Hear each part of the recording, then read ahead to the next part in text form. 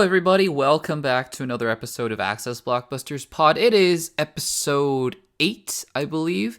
If it's not episode 8, that's really embarrassing. But welcome back to another episode of Access Blockbusters Pod. Buckle in, grab your popcorn, do whatever you need to do, and settle in for a fun ride. We got some great topics to discuss today, and I'm super excited. It is just me again today. CM, he's a busy guy. What can we say? We're going to miss him very much. I know. So sad. But anyways, welcome back to another episode. Buckle in, and here we go. Let's get all the housekeeping out of the way really quick before we get into the episode and talk about the actual topics. So today's episode is actually going to be primarily geared, or I guess sponsored is not the right word. Maybe sponsored is the right word, but provided to you guys by one of the viewers, Star Wars Galactic. Huge shout out to you. Thank you so much. And this is your reminder to fill out the Google form whenever you want to. It's always going to be in the link of every single video that I publish from now on. And just fill it out with your questions, topics, ideas for the show. Because Star Wars Galactic, what he did was basically gave me some 10 to 15 questions to answer, as well as a main topic to discuss. And that is basically going to be the entire show. This entire show is going to be based on what Star Wars Galactic wanted to hear from us. And thank you so much again. And guys, anybody, literally anybody, can fill out the Google form as long as your questions are appropriate and your name is appropriate. We will be more than happy to shout you guys out and dedicate entire episodes of the podcast to what you guys want to talk about. So don't be afraid to do that. It's always going to be in the description of the YouTube videos if you're listening on Spotify, Apple Podcasts, Anchor, all the good stuff. And yeah, that's your reminder to fill out the Google form. If you're watching on YouTube, make sure to subscribe to the channel, give this video a like, check out the Access Blockbusters clips if you only want to check out some, segmented parts. And let's get into it. So for those of you who are new to the podcast, what we do is we usually take some bigger topics. We talk about some of the more relevant topics on the podcast, and that's going to be on the Google form as well. But then we spend some time also just, answering Q&A questions. Anything you guys want to know about us in terms of movies or other things as well. And that's where Star Wars Galactic sent in a bunch of questions. So let's get into the segment from the crew. These are topics that the crew members, the Access Blockbusters crew members, have sent in to us. And the first, I guess the only topic for today, again, sent in from Star Wars Galactics, thank you so much, is, he says, have you seen The Suicide Squad? And if so, what did you think of it? What did you think of the film? No spoilers. If you haven't seen it yet, what would you like to see from James Gunn's latest DC movie, The Suicide Squad? All right. Thank you so much for that. And, up front, we haven't seen, neither CM or I have seen The Suicide Squad, but we are both going to go see it tomorrow. We are recording this podcast. I'm recording this podcast on Thursday, August 5th. And CM and I are going to go see it together tomorrow. Super excited for The Suicide Squad. Just for some background, I actually, on a whim, basically, I started rewatching the trailers. I like to do that. When we get to the final week before a movie or a TV show is coming out, I like to actually just rewatch the trailers. And generally, if you know me, I hate spoilers. So it's not because I want to try to find little details in there that I might have missed to try to predict what happens. I hate spoilers. I want to go into movies basically just with the main trailers. But oftentimes I find that by watching and rewatching the main trailers, I get super excited. Again, just to see the movie, and it happens when there's good trailers, obviously, for the movie, but still, I find myself getting so excited again, watching all the trailers back to back, and just me watching the Suicide Squad trailers again, it makes me giddy. It makes me so happy and excited to see this film. I believe the film has currently a 96% rating on Rotten Tomatoes. Critics seem to be just overwhelmingly enjoying the movie. We talked about the early reactions, and it's mostly been the same with the reviews. The consensus is it's bloody, it's violent, it's fun, it's even heartfelt at certain points. Certain characters have some really awesome moments, and that's honestly all I want from the Suicide Squad. I want to be entertained. I want to just sit back in my chair and laugh and feel emotion for these characters, which, by the way, I am one of these people who don't absolutely hate the first Suicide Squad movie, or just Suicide Squad movie. I don't think it's awesome or anything, but I don't hate it. But one of the things that film didn't do well was make us care about the characters, so that when you kill them, which I believe the only character they killed was Slipknot, and nobody cared about Slipknot in that movie, it was impactful, and it wasn't. But from what I'm hearing from James Gunn's The Suicide Squad, is that you're actually going to care about these characters, and when he kills basically all of them, which he said he was going to do, it's going to be impactful. It's going to be emotional, and I'm honestly excited for that. Do I think they're going to kill Harley Quinn? James Gunn has been addressing that in teasers and featurettes and saying, oh, maybe we will, maybe we won't.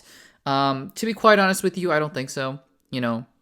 I still think that even though they let James Gunn have free reign, there's just so much potential with that character that even James Gunn wouldn't kill her off, although you just never know. And that's honestly one of the things that I'm looking forward to the most from the Suicide Squad, is going into a project that has stakes, right? That, is able to build up these characters to a point, and have you care about them enough that you really feel attached to them, and then not know what's actually going to happen to them. We went into Captain America Civil War, for example, or even Avengers Infinity War. Avengers Infinity War is a better example. And we knew that basically all the characters were not going to permanently die.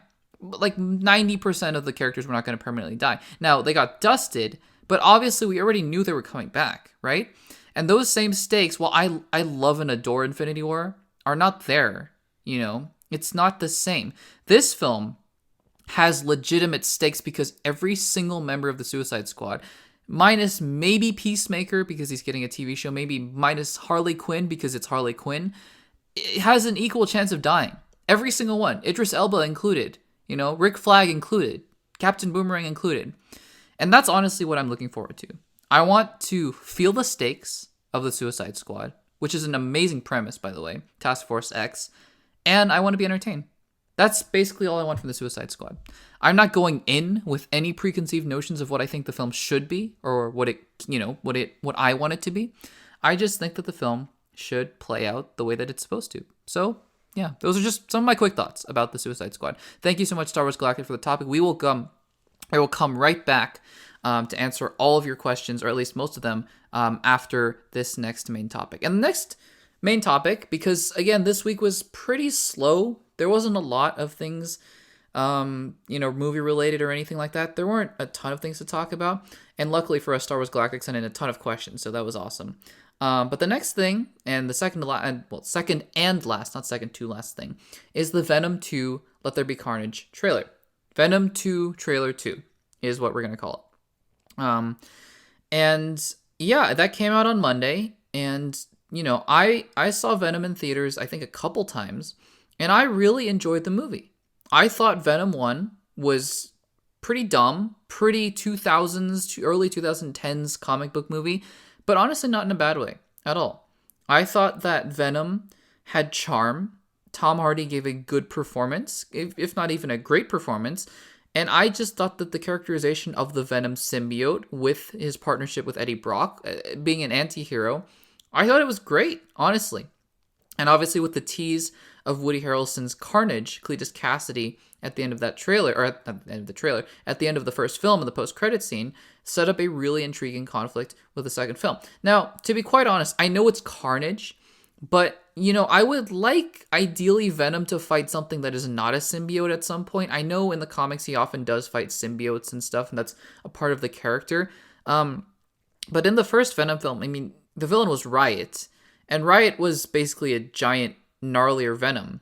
And wouldn't you know it, in Venom Let There Be Carnage, he's fighting a giant, gnarlier Venom, albeit it's Carnage, which, who is a huge character in the comics, I understand, but that is sort of my one thing of, how many times is Venom just going to fight a different version of himself? Anyways, all that to say, I thought the second trailer looked just about as good as the first trailer, which I really enjoyed. I think this film looks dumb, to be quite honest with you, but I think it looks fun. It looks violent. I don't know if it's going to be rated R, but it looks violent. That scene with Carnage sticking his tongue down that person's throat, that's terrifying. I think Woody Harrelson is going to be a great Cletus Cassidy, just an insane serial killer type vibe. I think that's just awesome casting on their part.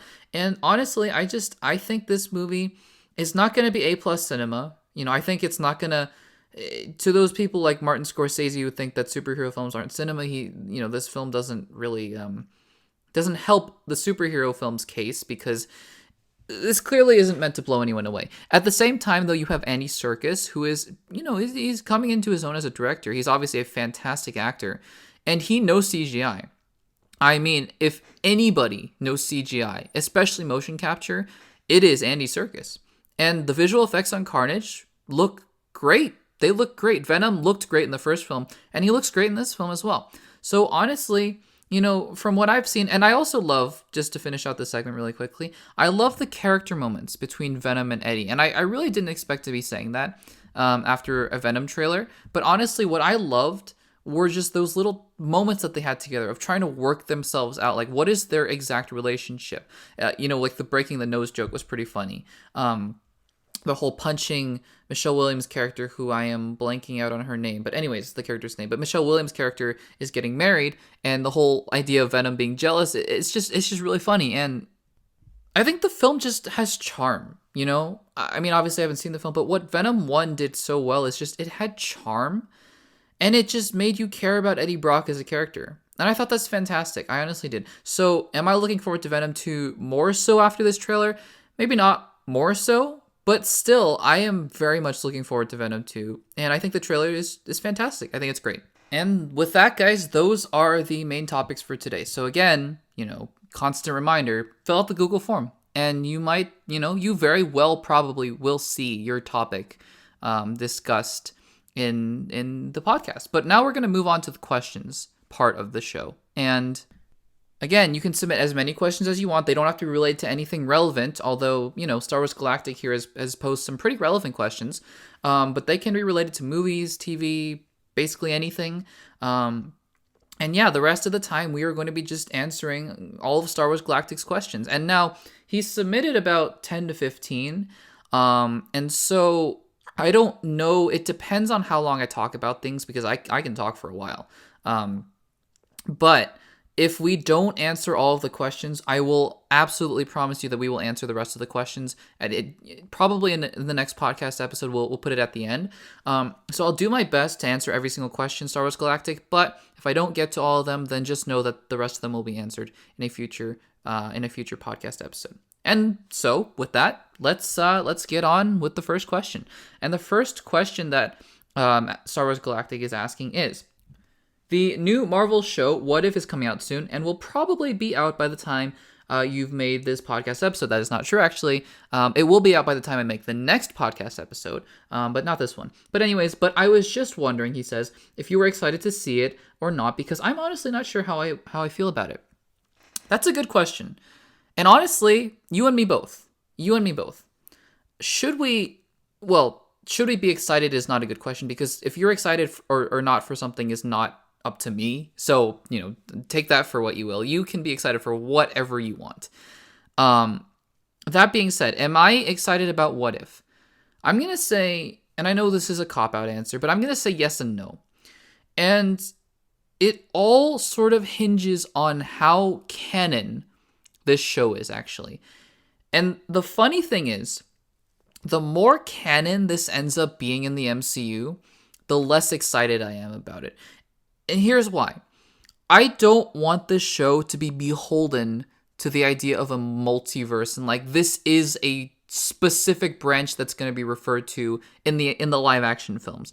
To be quite honest with you, I would have preferred What If to be its entirely, even with the multiverse, just an entirely separate thing that is related to nothing.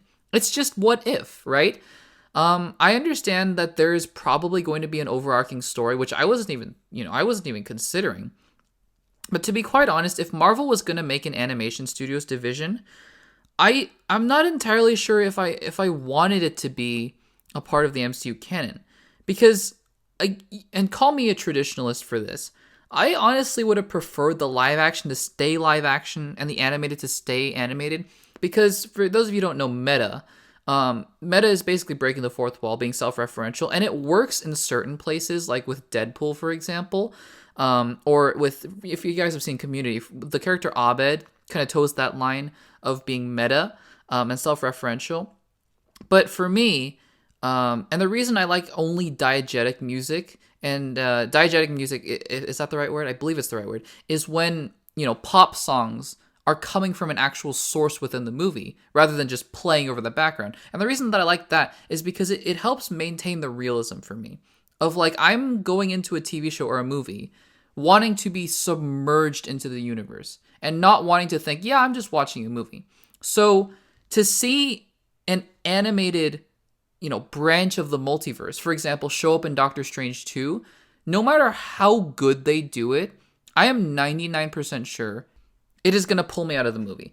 All that aside, which again doesn't have anything to do with the What If series on its own, I was wishing and hoping that the What If series would just be quite simply an anthology series, right? It doesn't look like that's going to be the case. And so, that being said, what I am excited for What If, and extremely excited for, is the What If part of the show. And honestly, not the MCU canon part of the show.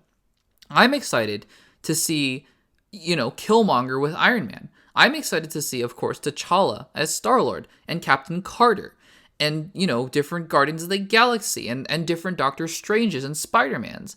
I'm excited to see that. What I'm not excited to see is at the end of the show, something happens and it's like, oh, Loki happened and we're all part of one big universe and we just happen to be animated. Because I don't know. Honestly, I don't know. Like Star Wars Galactic says, I'm not entirely sure how to feel about it just because I feel like animated things in the MCU. And again, this is nothing that, I'm not trying to impress this opinion on anybody else. This is completely subjective. But I just feel like with animated things with the MCU, just keep them separate, honestly. Because it sort of breaks that feeling of realism that we're watching actual people in a real universe interact. Like, the more meta you go, the more you toe that line, it just dangerously becomes closer and closer to pulling the audience out. So anyways, all that to say, I just hope that What If stays self-contained enough to tell its own good story. What Loki failed to do, in my opinion, was stay self-contained enough, with a balance of setting up the universe. And what it ended up doing was just setting up the universe itself. I think the animation looks okay. I don't think it looks amazing, but I think it looks good enough. And obviously the voice actors, for the most part, are coming back. Some 85% of them are going to come back.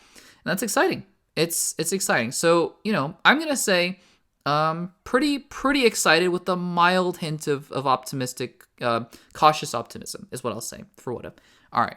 The next question from Star Wars Galactic is, do you have any predictions for what may be announced or shown at DC Fandome this year? That's a good question.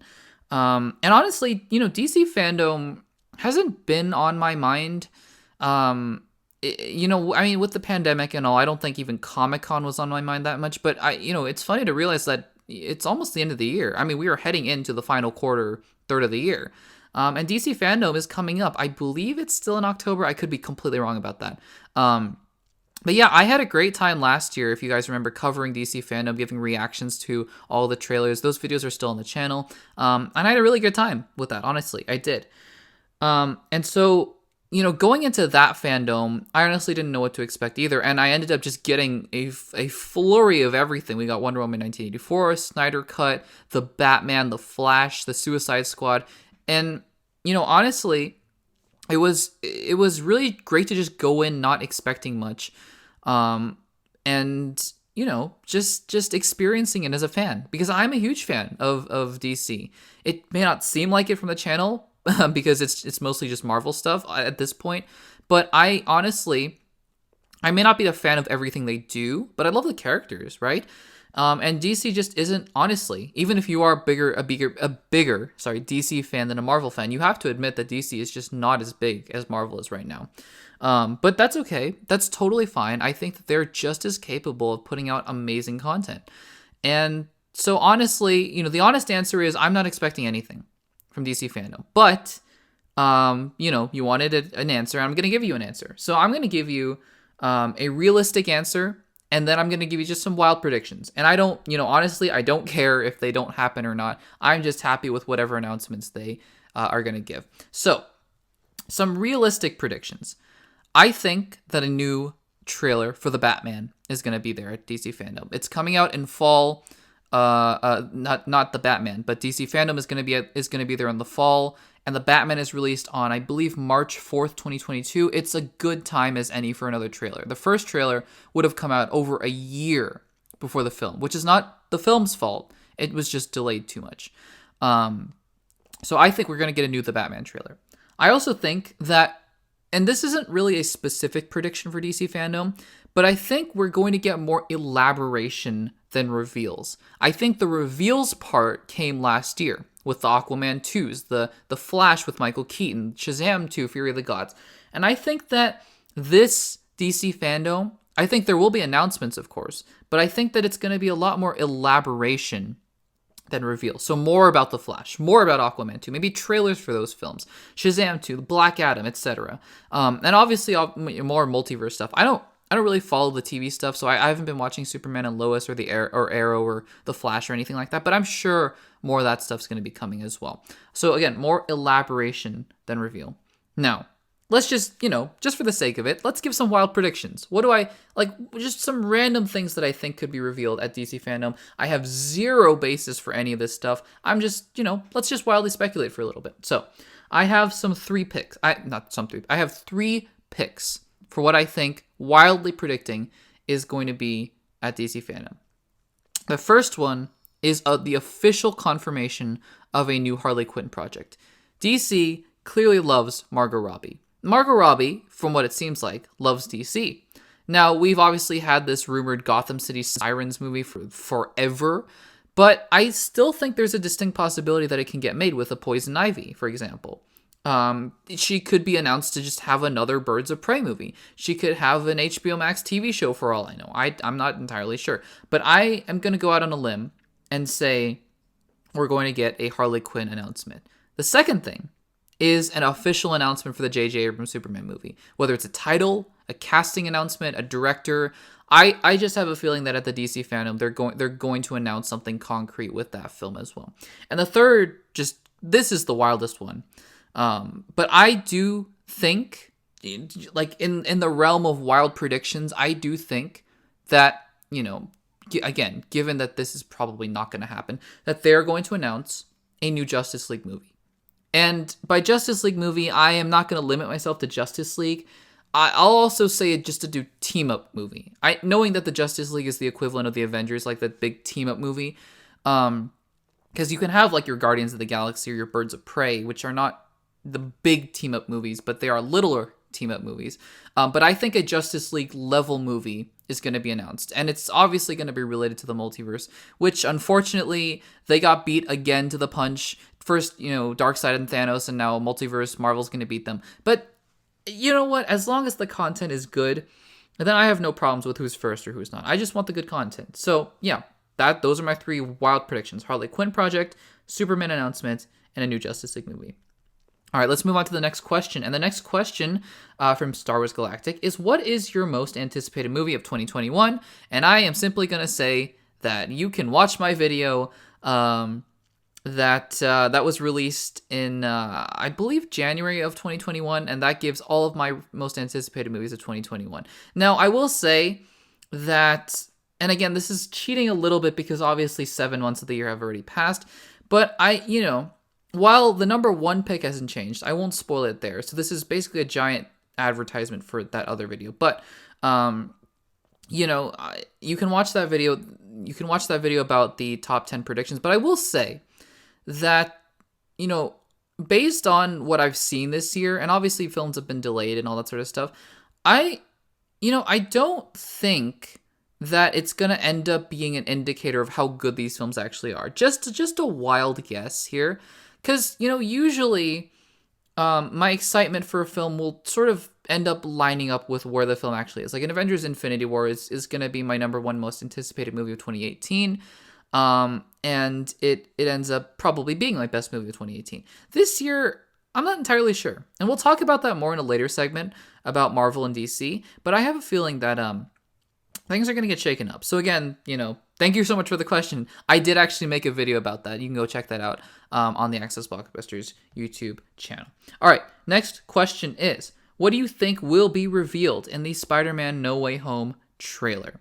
That is an excellent question. And the reason that it's an excellent question is because there is a lot to be revealed in the Spider-Man trailer.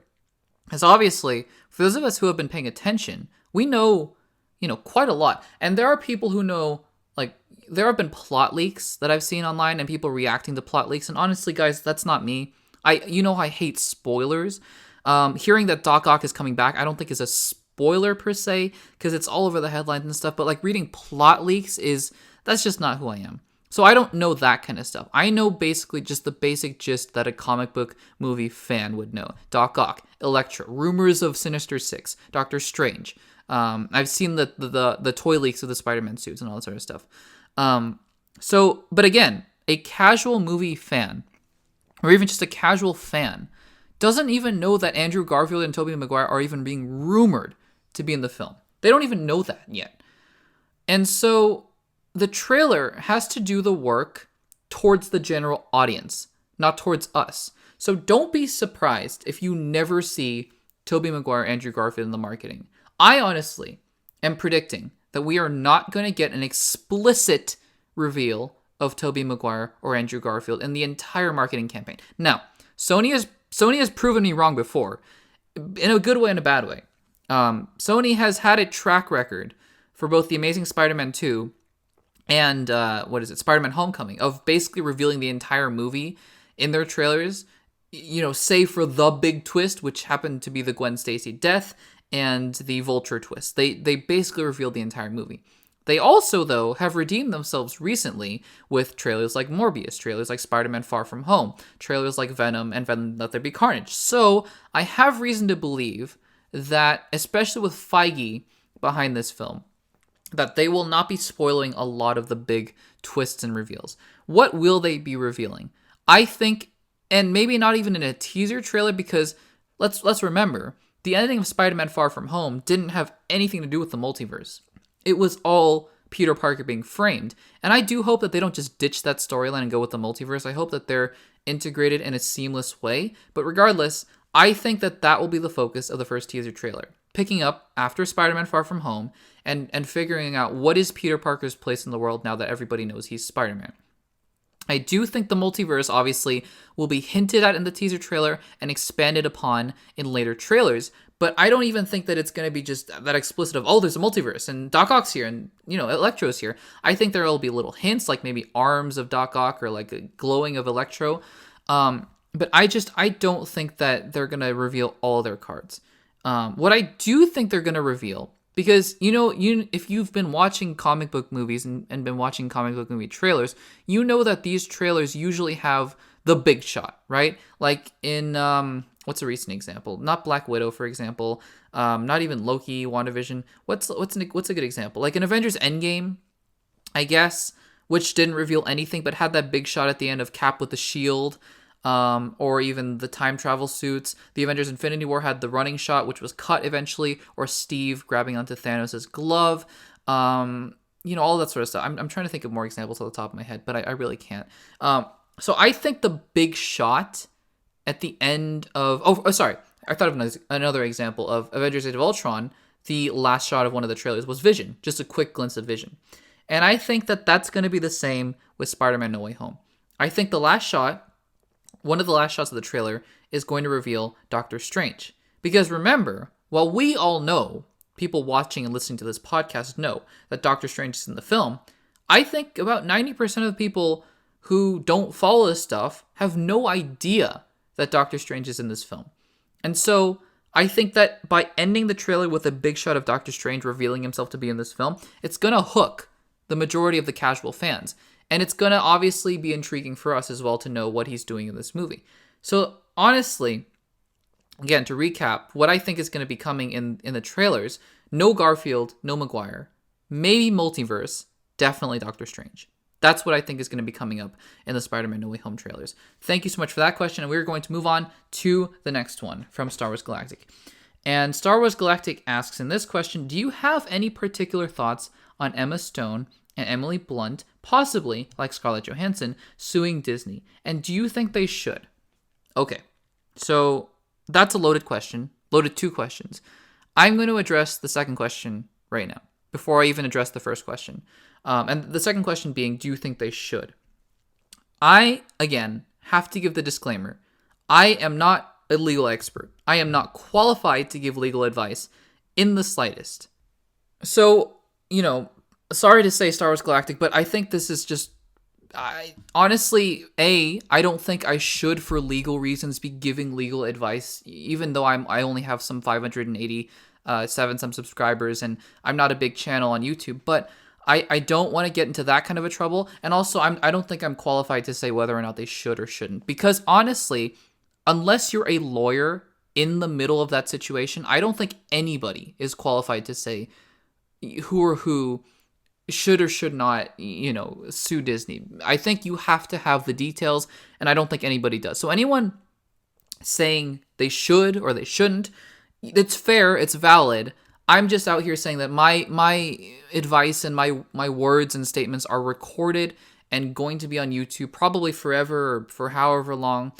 And I just don't want to be a part of, I don't want to my words to be misconstrued or anything like that. So I'm not going to answer that part of the question. As far as do I have any particular thoughts on Emma Stone and Emily Blunt possibly suing Disney, I said in my last video, my last podcast, and that podcast, mind you, came out before a bunch of the other, like, not allegations, statements from Disney came out, and reports that it was getting really tense, and Kevin Feige was upset, and Bob Iger was upset. So I kind of played it off in that video saying it's going to be fine. Well, it's clearly not going to be fine. There's going to be some ramifications to this whole ordeal. And so, to put it succinctly, wow, that's a hard word to say. To put it succinctly, am I surprised? What are my thoughts on Emily Blunt and Emma Stone suing Disney? I'm not surprised. I'm not surprised at all. I think that it took the first domino to fall, and seeing the repercussions of that is going to be what determines whether or not Emma Stone and Emily Blunt are going to sue Disney as well. It just depends on how the lawsuit settles, I think, for Scarlett Johansson. I would suspect that they will not sue until they figure out what is actually going to happen with Scarlett Johansson. Until then, I think that they're mostly going to just wait and see what happens. I wish I could give a more comprehensive answer, honestly. But again, to be quite honest with you, I just don't think I'm qualified, and I'm like you, am waiting to see what happens next. So those are my thoughts on that whole topic. I think it's gonna get weird. It's gonna get upsetting probably to a lot of people who are fans of Scarlett Johansson and these people and fans of Disney. I think I still hold on to the optimistic hope that it's going to settle itself out eventually and Disney will learn its lesson. But Bob Iger is going to have to step in again and save this company because it's just not in a good place right now. So that's all I'm going to say about that. All right, next question up. Do you think the sequel to the Cruella movie will be eventually canceled due to the problems in the writing or the production? That's an interesting question. And again, I apologize. I would have had CM on here to talk more about this because he has seen the Cruella film. I have not. I am waiting for it to be available on Disney Plus for free to watch the film because unfortunately I don't get paid to do any of this stuff, or I don't get early access screeners or anything like that. And the pandemic is still a thing, so I want to be sort of selective on which movies I go out and see, unfortunately. So I am still waiting to see Cruella, but, we do know that The Hollywood Reporter, I believe, has reported that Cruella 2 is in development. The first movie has so far made $221 million at the box office, which is very good, by the way. Like, pandemic or not, I think that 200 million plus for Cruella is a very good number to be at right now. If it can hit 300 million, I would consider the film to be a success in the pandemic era. And even without the pandemic, I think that Cruella realistically could have made maybe $400, $500 million. I still think $300 to $350 million would be a huge win. I don't know if it's going to get there, but I just see the 200 million, and without revealing the Disney Plus numbers as well, it's a success. And so it's no surprise that the film got greenlit for a sequel. Obviously, it's been pretty well received by the critics as well. It has a 74% Rotten Tomatoes. And again, I only refer to Rotten Tomatoes because it's easy to refer to, and people know what I'm talking about. Rotten Tomatoes is not the be-all, end-all for movies and criticism, but it's still a good metric to see how many people enjoyed a film. And so Cruella, for all intents and purposes, has done remarkably well enough to get a sequel. Now, in terms of the problems with the production, I don't know that much about this sort of stuff. I've heard maybe little hints here and there. I personally haven't heard a lot about these problems with production. And so I'm going to run on the assumption that there are some problems with the production, like you've been saying, Star Wars Galactic. I have no reason to doubt that you're misleading or anything like that. And what I will say about that is that it is so early in the development process, with Cruella having just come out, and just coming out like a month ago or so, but still relatively new. But I think that if there are any problems in production right now, barring anything with Emma Stone, which again, if she sues Disney, we might have some problems.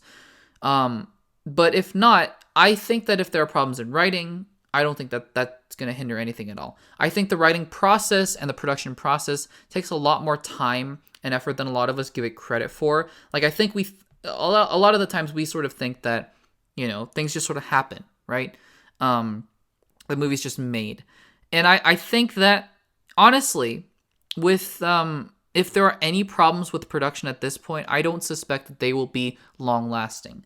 I think if you want to worry about production, look at a film like The Flash, which had entered pre-production and had been moving forward with directors, and then they lost directors, and then they changed. It's just a mess, right? And you look at a film like The Batman, though, as another example of what could happen on the other side of that spectrum. The Batman had just a horrible pre-production with Ben Affleck leaving and then Matt Reeves coming in, and Ben Affleck leaving as the character and as the director. But honestly, they also obviously had a horrible production with the pandemic as well. But at the end of the day, they made it work. And I think that it looks like they've made just a fantastic film.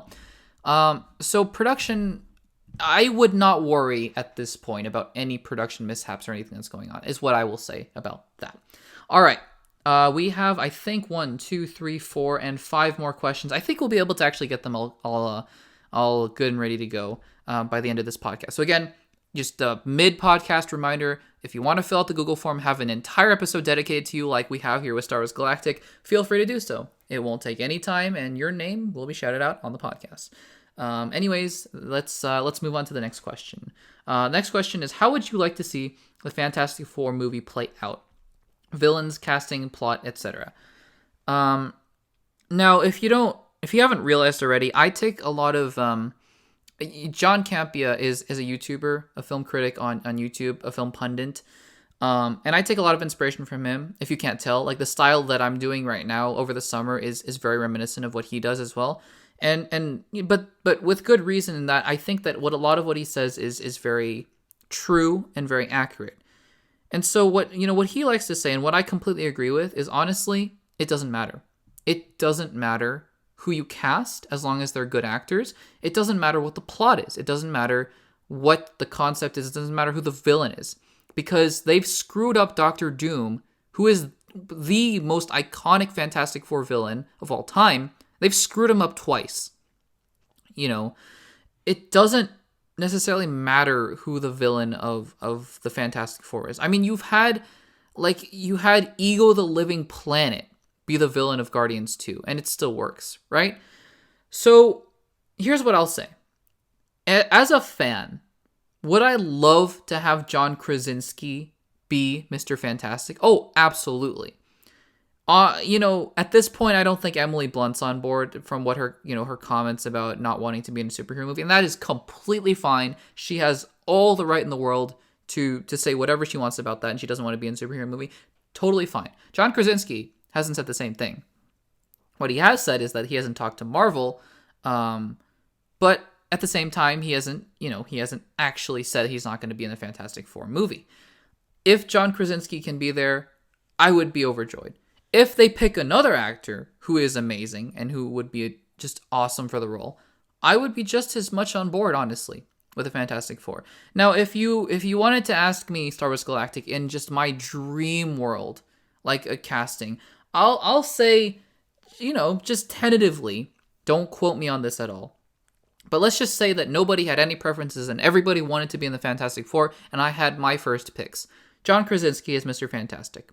Emily Blunt as the Invisible Woman. Obviously, she's not going to do that in real life, but, we'll go with that. Dwayne Johnson as the Thing. Why not? Honestly, why not? And again, I know your question was more geared towards realism, like what do you really want to see in the Fantastic Four? And again, I don't really have a preference for actors. I just want to wait and see.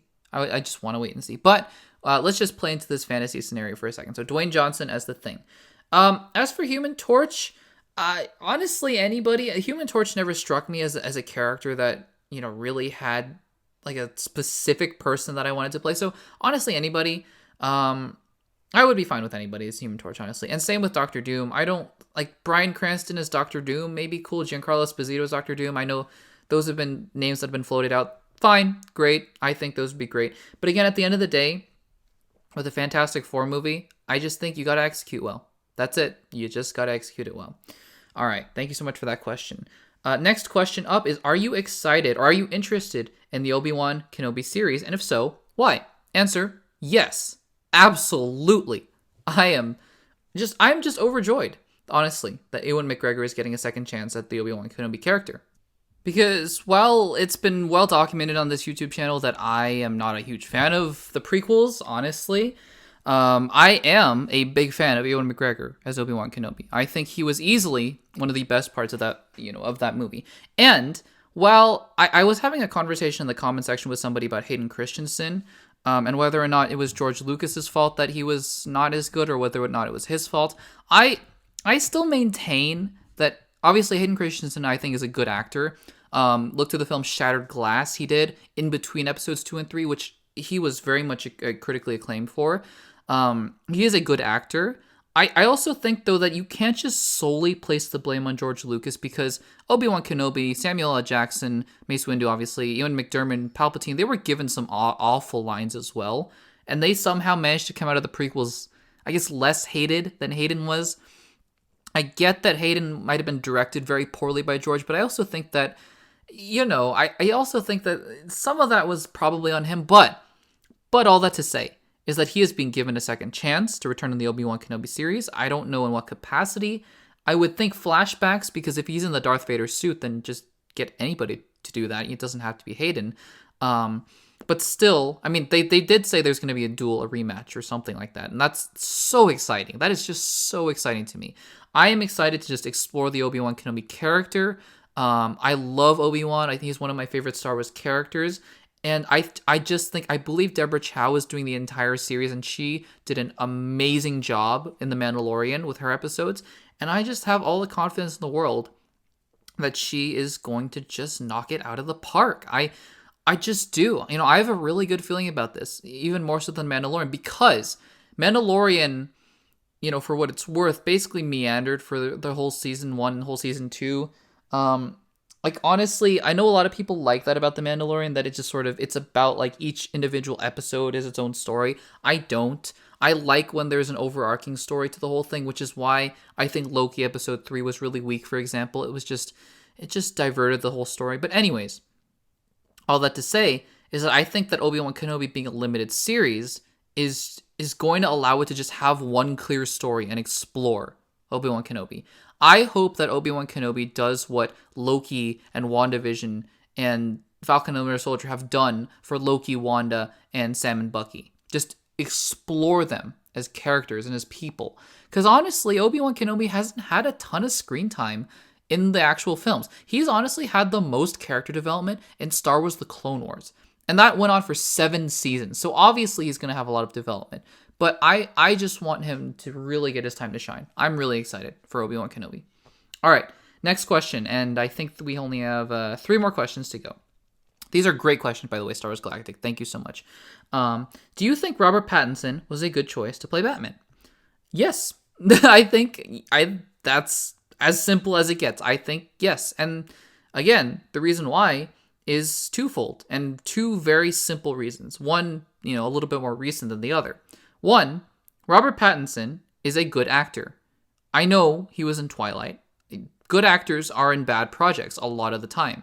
Even the best actors are in not so good projects. For example, I know this is a really weird example, and I know some people like this movie as well, but there is a movie called Romeo plus Juliet that was directed by, I can't remember his name, but he also directed The Great Gatsby. It's an adaptation, obviously, of Romeo and Juliet from Shakespeare, but it's set in modern times, starring Leonardo DiCaprio and Claire Danes. It was when Leo was much younger. obviously Leonardo DiCaprio is one of the best actors in the world right now. I think that he is awful in that movie. And I also think he's awful in The Great Gatsby. Maybe not him in particular. I take that back. Maybe he himself is not awful in those films, but he is in my opinion, 2 awful films. So all that to say is that even though Robert Pattinson is in Twilight, I don't think that makes him an awful actor, even though that's what some people think. He's just Twilight boy. He was in films like The Lighthouse, for example, just an Oscar caliber film. I can't remember his other films off the top of my head, but obviously he was in Harry Potter as well. And he's just a great actor. And he's good at what he does. So that's reason number 1, obviously. And then reason number 2, to back up reason number 1, is we saw the trailer. And he looked great. He looked great in the trailer. So honestly, those 2 reasons paired together make me think, absolutely, Robert Pattinson is going to be a great Batman. Absolutely. I don't have any doubt in my mind that Robert Pattinson is going to crush the role as Batman. Obviously, when the film comes out, and if he doesn't, then we'll obviously have to revisit this conversation. But for now, I think Robert Pattinson going to do a great job. All right, the next question up is, which Marvel and DC projects are you most excited to see? You wrote mostly Star Wars Galactic. I'm going to assume you mean most, and that is a good question. Now, I could give just very simple answers, but I wanted to kind of just make this a more of an in-depth, more fun question. So I'm going to elaborate and extrapolate a little bit on this question. I'm going to pick 2 for Marvel and 2 for DC. And within Marvel, I'm going to pick 2 more. So I'm going to pick my most anticipated Marvel movie and Marvel show, and then my most anticipated DC movie. But I'm also going to pick sleeper/dark horse picks. So I'm going to have, it sounds more complicated than it actually is, but I just wanted to, highlight some of the films that I'm really, really excited for. So my most anticipated obvious Marvel film, my most anticipated obvious Marvel show. Now, these are picks like everybody's excited for. Like, obviously you're excited for these. And then my most anticipated obvious DC film. And then I'm going to have my sleeper/dark horse picks for Marvel show, Marvel movie, and DC film.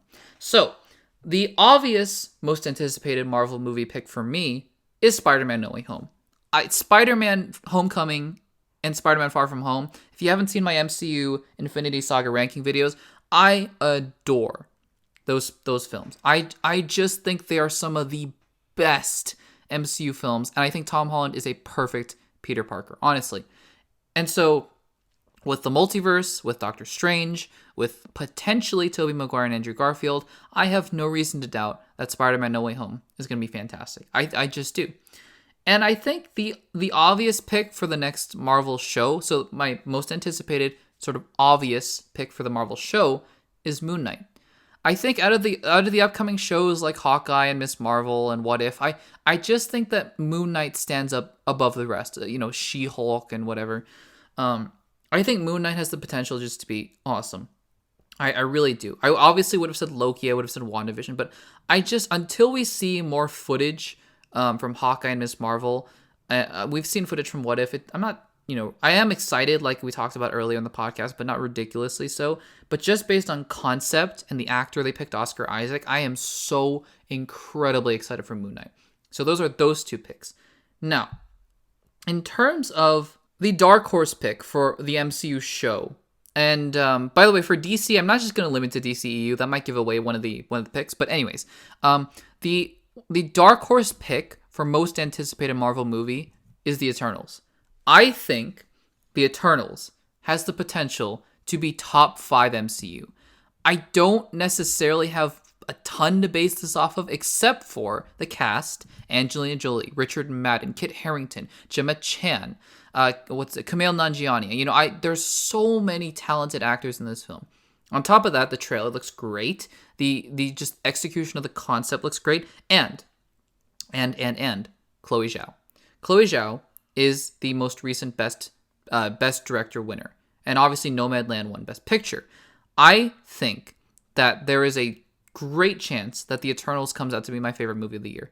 I don't know that, but I'm just going to put that out there. The dark horse pick for my most anticipated Marvel show is going to be Armor Wars. I think that when you boil everything down to, the characters of Rhodey and potentially Justin Hammer, I think the idea that the government trying to take back the Iron Man suit from War Machine, I really think that this has the potential to just be such a just vibrant, interesting, even philosophical show. Like, I think this would be the Falcon and the Winter Soldier, but for Iron Man, like passing on the mantle, like who gets to be Iron Man from the government. They're trying to pick a Cap, they're trying to pick an Iron Man. I think this has the potential to be something special. I do. So those are those 4 picks. Now, for DC, the obvious pick for me, for most anticipated DC movie, is the Batman. I am just so ridiculously excited for the Batman. I think this has the potential to kick off a Nolan-esque trilogy of Batman movies. Batman, 1, 2, and 3 or whatever. I just do. I think it has the potential to be something extremely special. You talk about Robert Pattinson, talk about Matt Reeves, Colin Farrell, Zoe Kravitz, Jeffrey Wright. I mean, the list goes on and on and on and on. It just looks like it's going to be such a good film. So excited for that. The sleeper pick, the dark horse pick for DC film, is Black Adam. I think Dwayne Johnson, no matter what he's in, has the charisma to carry a movie. Now, doesn't mean that the movies he's going to be in are always good, but he has the charisma to carry a film. That is for sure. You put him in a superhero film, I suspect that this is going to be one of the most entertaining superhero movies in recent times. And he's been hyping up this movie. I know he has to hype up the movies he's in, but he has been really hyping up this movie for a long while. So I would think that the Black Adam film has some potential to it. I really do. So again, just to recap, obvious Marvel picks, Spider-Man No Way Home and Spider-Man No Way Home and Moon Knight. Sleeper Dark Horse Marvel show picks. No, what am I saying? Sorry. Scratch all of that. Let's start from the beginning. Obvious Marvel show and movie. Spider-Man No Way Home, Moon Knight. Dark Horse Marvel show and movie, Eternals and Armor Wars. Obvious DC film, The Batman. Sleeper / Dark Horse pick for DC, Black Adam. Those are my picks for my most anticipated superhero movies coming up. Again, there's a lot to be excited for. So you could have picked any one of those, any one of another ones, Miss Marvel, Hawkeye, The Flash, anything, and it would have been just as valid. So the last question up here from Star Wars Galactic, as we are nearing the hour mark: how do you think No Time to Die will perform in cinemas? That is an interesting question. And for reference, I brought up some numbers here from the previous Bond films that had Daniel Craig, and it's actually a very interesting progression. So, Casino Royale, his first film, made $594 million. Very solid, very, very solid. And it's hailed as one of the best Bond films ever made, just for reference. Quantum of Solace made $591 million. It had problems, I think, with production, and it's largely considered one of the weaker Bond films that he's done. Probably the weakest, and if not one of the weaker films that, in the Bond saga, I guess, Bond franchise. So there's that. Basically the same as Casino Royale.